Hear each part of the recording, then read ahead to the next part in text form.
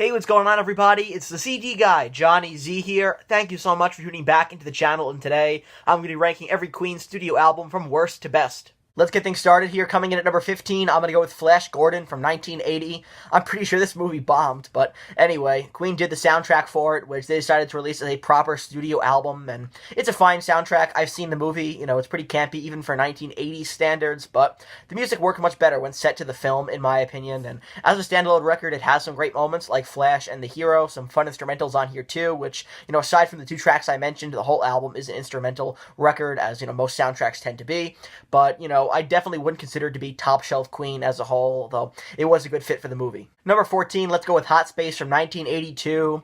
I never really cared much for this record, to be honest. This is Queen going in a more dance rock direction, which couldn't have made the Disco Sucks crowd happy. It's a sellout record, in my opinion, and a stark contrast from the harder rock style they'd used in the 70s. They dabbled a little bit with this style on The Game in 1980, but this is really that style turned up, all the way here, and so I don't think it works. Some of the band's weakest songwriting is on display on this record, and it's a shame because on paper, Queen making a dance rock album with funk and disco and new wave sounds absolutely killer, but in execution, the whole thing just sounds and feels disjointed.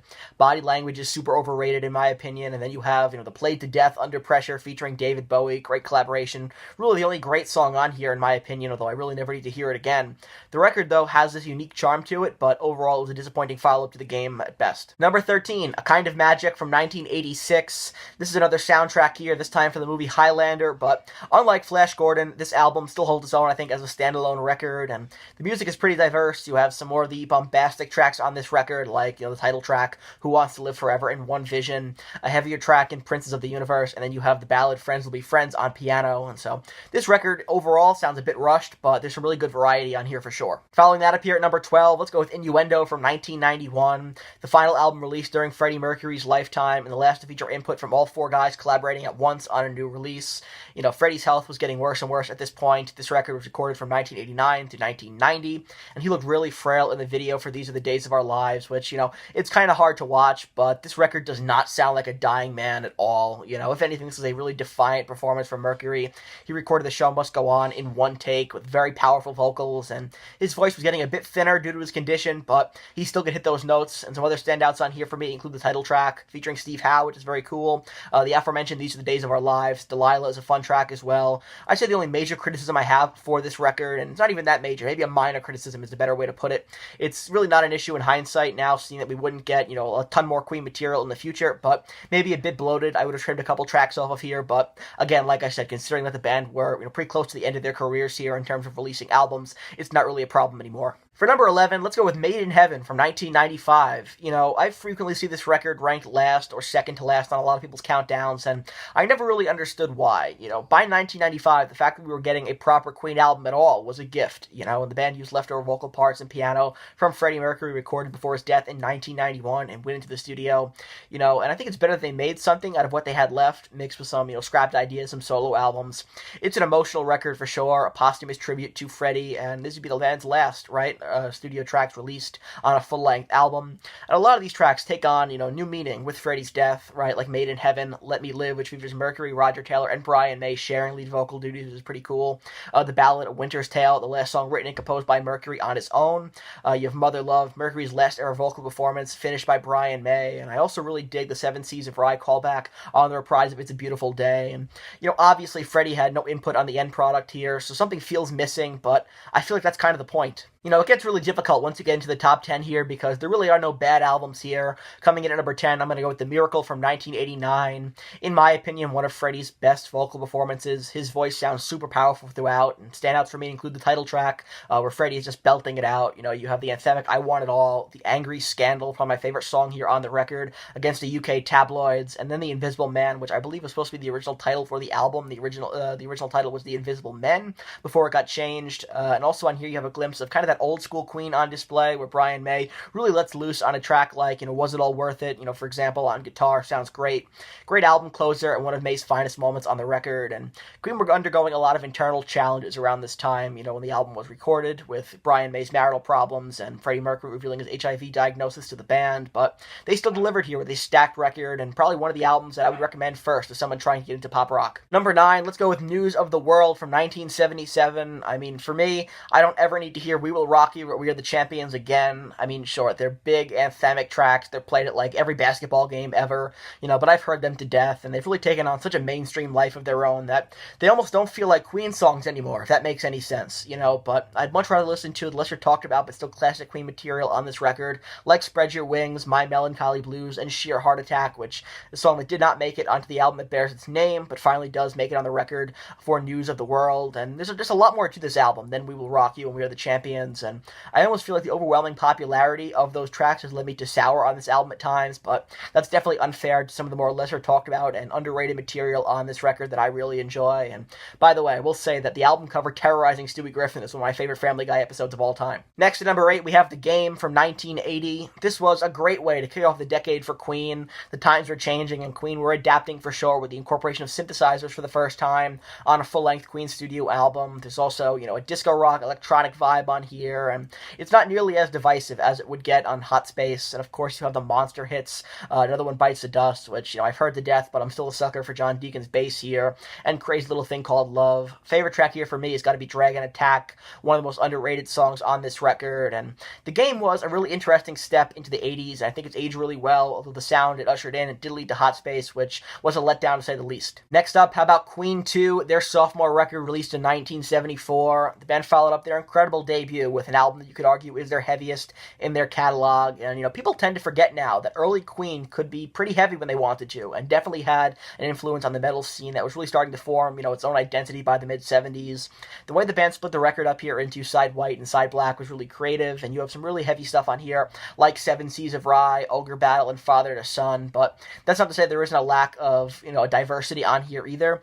The band were also merging elements of art rock and prog here as well. You have, some really interesting, fantastical lyrics on the track, The Fairy Feller's Master Stroke. The band were starting to break out of their initial mold here, and this would be the end of the first era of the band's career, maybe a bit overlooked as well. Number 6, I'm going to go with Jazz from 1978. I think a vastly underrated album in my opinion, and songs like Don't Stop Me Now, Bicycle Race, and the Campy Fat Bottom Girls get all the attention here, but otherwise this record is full of really solid deep cuts and hidden gems, like Let Me Entertain You and Dead on Time. If You Can't Beat Them is great as well, even better live.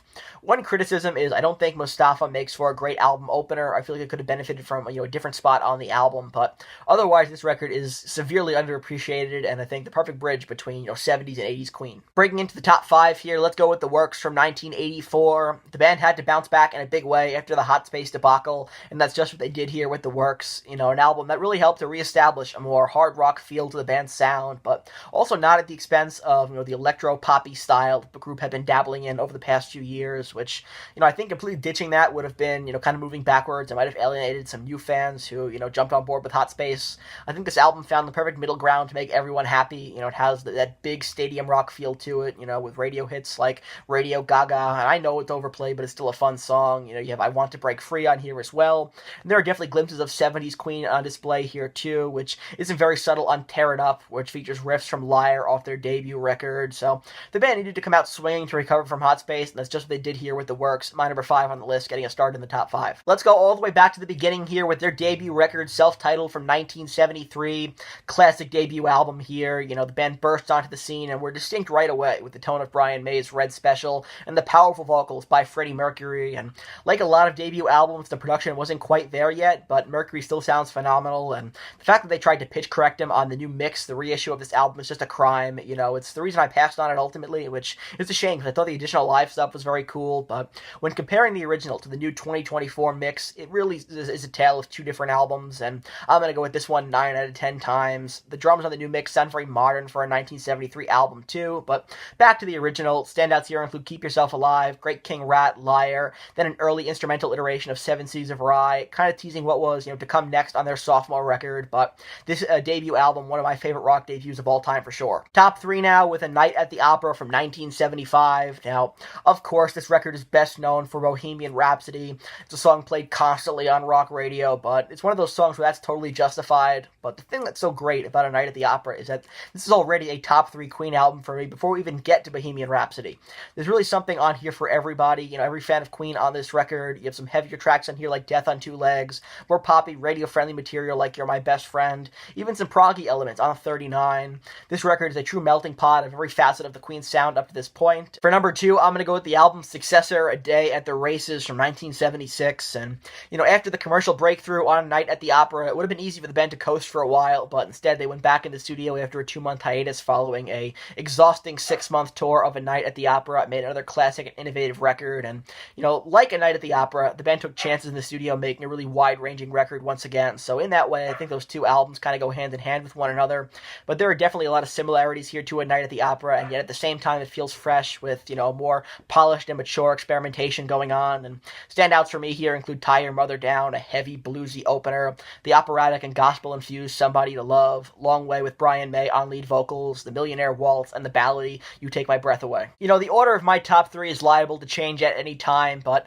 I just couldn't go against Sheer Heart Attack at number 1. In my opinion, their best record. Queen were completely in command on this album with heavier tracks, like Killer Queen, Brighton Rock, right? Another great song in here, Stone Cold Crazy. And you also start to get, the band being more comfortable here with ballad-driven tracks like Lily of the Valley, and Bring Back That Leroy Brown is also a lot of fun here with a bit of a tribute to Ragtime as well. The band were getting more and more comfortable branching out and trying new things, which would ultimately lead to a very diverse and eclectic, catalog in the years to follow. So an extremely important album, I think, overall, looking at the Queen catalog, but just top to bottom, a 10 out of 10, great record too. So that wraps up this ranking here of every Queen studio album ranked from worst to best. You guys can see my list right over here. If you enjoyed this video, please give it a thumbs up, subscribe to the channel down below, turn on the bell for notifications so you don't miss a new upload, and let me know down in the comment section below what are your thoughts on my order of this list, and what are some of your favorite Queen albums of all time. I want to hear from you.